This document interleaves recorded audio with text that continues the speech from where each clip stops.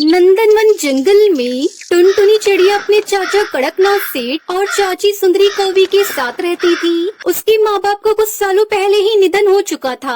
टुनटुनी की अच्छी परवरिश के लिए उसके चाचा उसको अपने साथ अपने घर ले आए थे, लेकिन सुंदरी कौवी टुनटुनी को बिल्कुल पसंद नहीं करती थी। वो टुनटुनी से पूरा दिन घर का सारा काम करवाती और उसे 2 समय का खाना भी ठीक से नहीं देती थी। उसकी चाची सुंदरी कौवी की एक बेटी भी थी, वो भी टुनटुनी के साथ अच्छा व्यवहार नहीं करती थी। उसके पास तरह तरह के डिजाइनर फ्रॉक गाउन थे, जिसे देखकर टुनटुनी को उनको पहनने का मन करता है। एक दिन, सुनो गौरी, तुम्हारे पास तो कितनी अच्छी फ्रॉक और गाउन है, मुझे भी पुरानी फ्रॉक दे दो ना।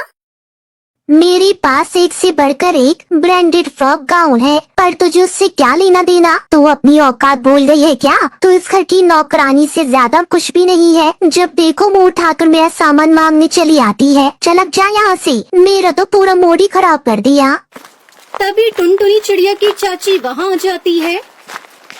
क्यों रे कलमुही, तेरी हिम्मत कैसे हुई मेरी बेटी से उसकी महंगी फ्रॉक मांगने की? घर का एक काम तो तेरे से ढंग से होता नहीं और फ्रॉक पहनेगी। चल जा, जाकर घर की सफाई कर। देखो तो फर्श कितना गंदा है। चल अब जा यहाँ से, हम दोनों बाहर पार्टी में जा रहे हैं। कल का बचे वो खाना फ्रिज में रखा होगा, वही खा लेना। इतना बोलकर वो दोनों पार्टी में चली जाती हैं। इधर टुनटुनी चिड़िया को अपनी चाची की बातों का बहुत बुरा लगता है। वो अपनी माँ की तस्वीर के सामने बैठकर रोने लगती है।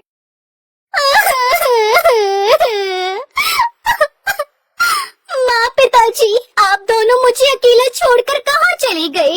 जब आप दोनों मेरे साथ थे, मेरे पास किसी चीज की कमी नहीं थी। जब तक मेरी छोटी से छोटी ख्वाहिश पूरी होती थी, और अब तो मेरी एक छोटी सी ख्वाहिश भी पूरी नहीं होती, बल्कि मेरे से पूरे दिन घर का काम करवाया जाता है और बदले में ताने भी मिलते हैं। मैं बहुत दुखी हूँ, मुझे अपने पास बुला लो। अब मुझे इस दुनिया में रहकर कुछ नहीं करना, मुझे आपके पास ही रहना है। ये कहकर टुनटुनी चिड़िया रोने लगती है। तभी उसे एक आवाज सुनाई देती है। सुनो टुनटुनी बेटा। टुनटुनी इधर उधर देखती है, लेकिन वो आवाज उसके माता पिता की तस्वीर से आई है। टुनटुनी मेरी प्यारी बच्ची, तू इस तरह रो मत, मुझे तेरी ये हालत अच्छी नहीं लगती। पापा, आप तस्वीर से बोल रहे हो? मुझे तो विश्वास ही नहीं हो रहा। हाँ मेरी प्यारी बेटी, मैं तेरा पिता हूँ और मैं सब जानता हूँ कि तू कितनी दुखी है। मेरी प्यारी बेटी पर सुंदरी और उसकी बेटी कितना अत्याचार करती है, लेकिन अब मैं ये सब होते होते और नहीं देख सकता। मैं तुझे एक ऐसी जगह बताता हूँ जहाँ जाकर तेरी हर एक इच्छा पूरी हो जाएगी। ऐसी कौन सी जगह है पापा? आप मुझे कहाँ भेजना चाहते हैं जहाँ मेरी हर इच्छा पूरी हो जाएगी? बहुत दूर नदी पार एक कुआं है, वही उस कुएं के पास जाकर तुम अपनी इच्छा बताना, वो तुम्हारी अवश्य मदद करेगा। ये सुनकर टुनटुनी अपने आंसू पहुंचकर उस कुएं के पास मदद मांगने चली जाती है। वो कुएं के पास खड़ी होकर कहती है, ए जादुई कुएं, मुझे भी सुंदर सुंदर फ्रॉक चाहिए ताकि मैं भी गौरी की तरह सुंदर दिख सकूं। टुनटुनी की इतना कहते ही जादुई कुएं से सुंदर सुंदर फ्रॉक गाउन बाहर आ जाते हैं, जिन्हें देखकर टुनटुनी बहुत खुश होती है। अरे वाह जादुई कुएं, ये फ्रॉक और गाउन तो बहुत सुंदर है। आपका बहुत बहुत धन्यवाद।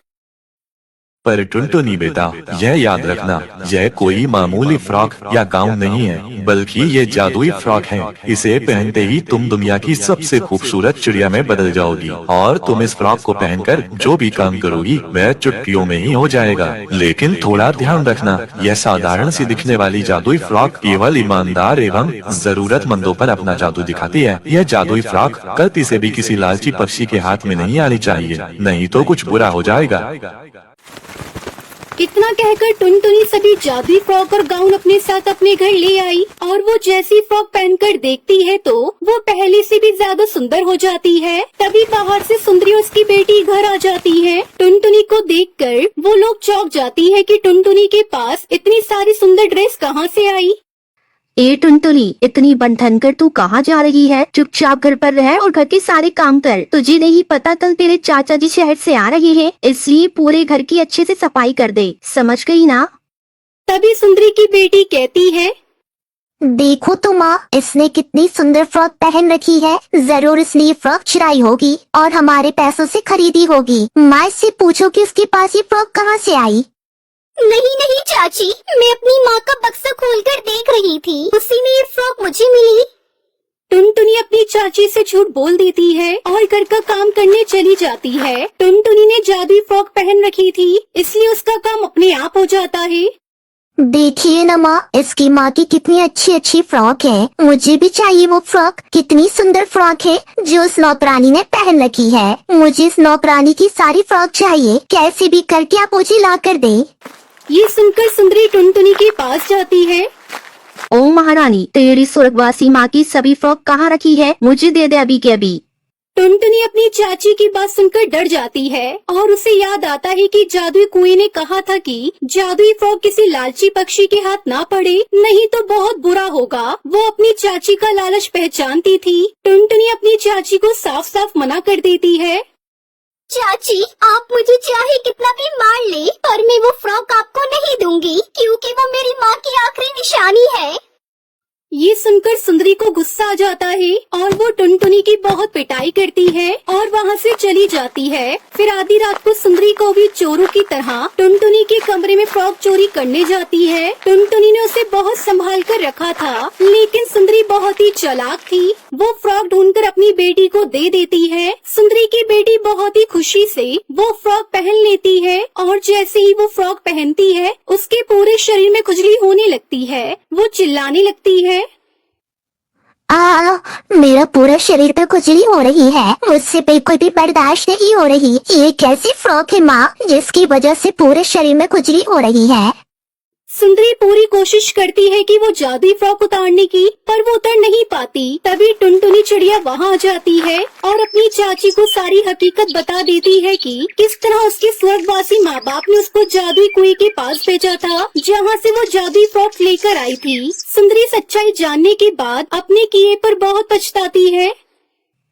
टुनटुनी मेरी बच्ची, मुझे माफ कर दो। मैंने तेरे साथ कितना गलत व्यवहार किया, लेकिन तू हम माँ बेटी की सच्चाई जानती थी कि हम कितने लालची हैं, इसलिए तू हमें जादुई फ्रॉक नहीं दे रही थी ना। मुझे माफ कर दो। आज से मेरी एक बेटी नहीं बल्कि दो दो बेटियां हैं।